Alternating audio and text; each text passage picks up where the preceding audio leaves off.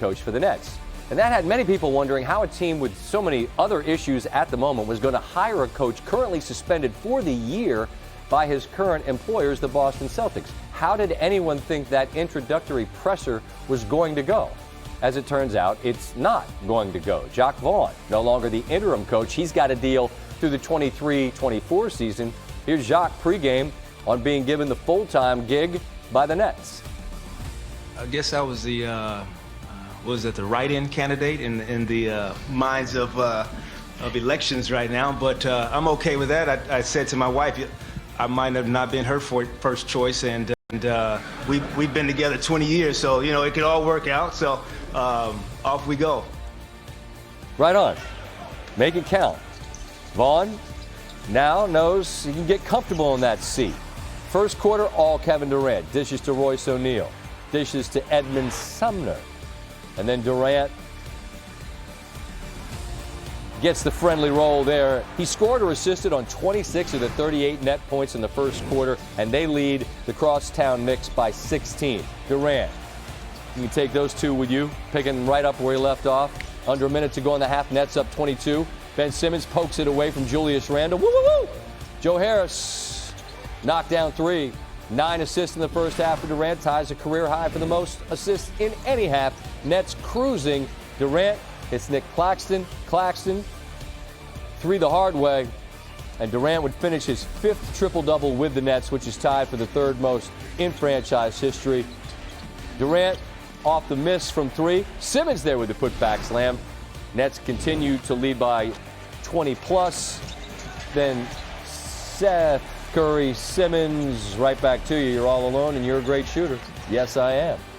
23 in the game for Curry. Nets win big. Their first wire-to-wire win this season, and their first for their now permanent head coach. Here's what it looked like in the locker room. That's a win right there. Great job. Great job. Tomorrow's off. Then we get on the road. Ready to win. Ready to win. Hold on. The interim tag is gone. Head coach first win. Congratulations. I was excited for him. I know the work that he puts in every day. I know how much he cares about the development of each player and his team as a whole. And looking forward to playing for him. You know, all the guys have responded to how he wants us to play. And, you know, so I'm looking forward to, you know, how we progress after this. The Nets improved to 28-14 over the past 2 seasons when Durant is in the lineup and Kyrie is out. KD averaged just under 30 a game in those contests. For perspective, that .667 winning percentage just with Durant is higher than their .520 winning percentage when both are in the lineup. All right, to the West Coast, with the 2-8 Lakers face the 6-5 Clippers, but the Lakers are 0-8 in their last 8 jumps with the squad that shares the building they play in. LeBron James early, squares up from 3. And then James again, off to a perfect start. He hit his first 6, second longest to start a game since he joined the Lakers. Paul George would have an answer. He's been warm of late. He buries the 3. And then beautiful spin around Russell Westbrook. George led all scorers with 15 in the first quarter. Clippers led big by 17. Marcus Morris steps into that 3, buries it. Clippers up 11. Late third, John Wall.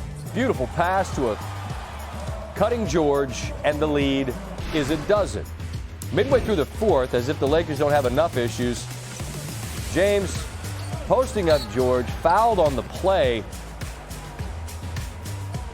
But something bothered James on the landing. He was grimacing and would head to the tunnel, walk to the locker room. He would leave with leg soreness and did not return. Just over a minute to go, Clippers up 8.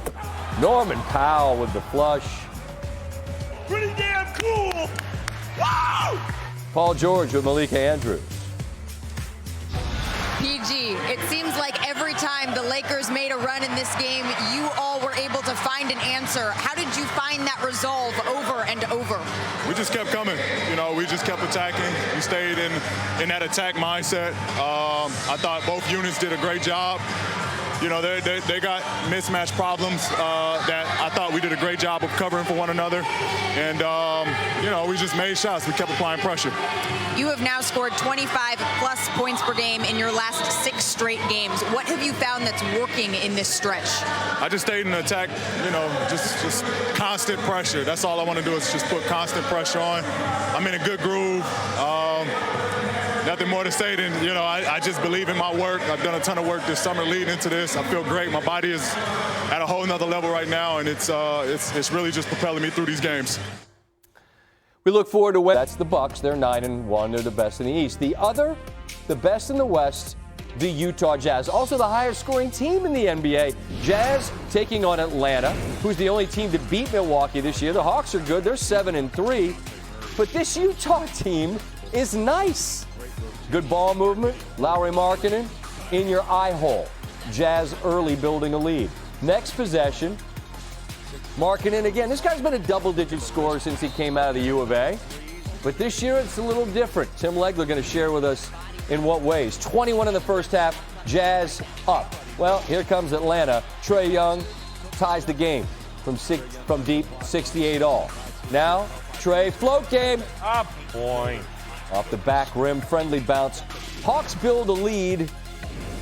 You figure they put their foot on the gas in the fourth. Or Utah does this. Jordan Clarkson finishes with 23. Malik Beasley, your turn. Rounding down. He had 6 threes in the game, 4 in the fourth. Now it's Markkanen again. Splappa. Jazz go up by 10 with 5 minutes to go in the game. Mike Conley, float game not on point, Steve. That's okay. Guess who? Markkanen. 32. 8 boards. The Utah Jazz, I'm going to keep saying it, I thought they were going to be booty cheeks. They're 10-3.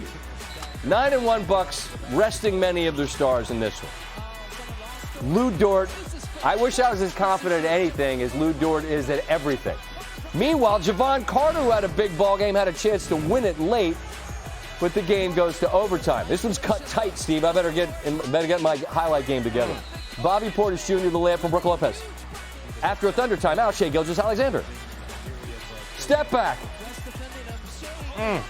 Who's got next? Well, wait.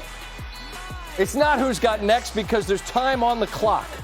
Thunder lead by 1. You've got just enough time to try something fancy. Oh, they call Lou Dort for a foul. George Hill with a lob to Brook Lopez. Contact on the play. Lopez goes to the line. Need 2 for the win.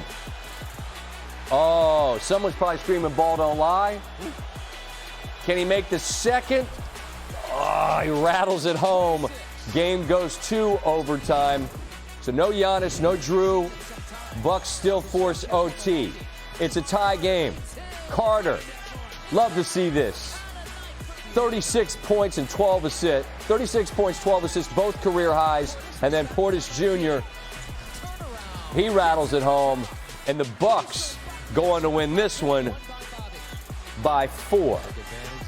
Now, as good as the Bucks have been in recent years, this team has reached 10 just as fast as any other in franchise history. First 10-1 start since the 79-80 season. That was under head coach Don Nelson, who once said, I've been spoken to Pat. That was not when he was coaching. Or maybe it was. It's the 70s. I don't know. That team lost in Game 7 of the conference semis to Seattle. Reigning MVP taking on a Rookie of the Year candidate. Are you familiar with Benedict Mathurin? If you're not, you need to get familiar quickly. Rise and fire. He was on our short list of favorite dudes to watch play last year, wasn't he, Steve? He's the only one on my favorite list. Well, we loved them. They're loving him in Indianapolis. How about 23 on 5 of 6 from 3 in the first half? Only Pacer with multiple 20-point halves over the last 20 seasons. They build a big lead, and it grows. Jalen Smith, I see his sticks. He hits the 3, Pacers up 18. Objects in the rear view closer than they appear. Bones Highland to DeAndre Jordan. It's a single-digit game. Highland, step back 3. Don't start no stuff, won't be no stuff. Nuggets down 6, entering the fourth. The MVP, Jokic, Nikola Jokic gives the Nuggets the lead. Under 5 to go. Jamal Murray, present. Oh. That's an accident. All right? You're not trying to bank that in, but it goes. Tyrese Halliburton, step back. Oh. Bucket good, tie game. Less than 40 seconds to go. Jokic. Clean look, and he buries it. Denver's in front by a bucket. 12.8 to go in the game. Nuggets up 3 with the ball off the Jokic miss. He thought he was going to get the foul. They don't get it. Halliburton.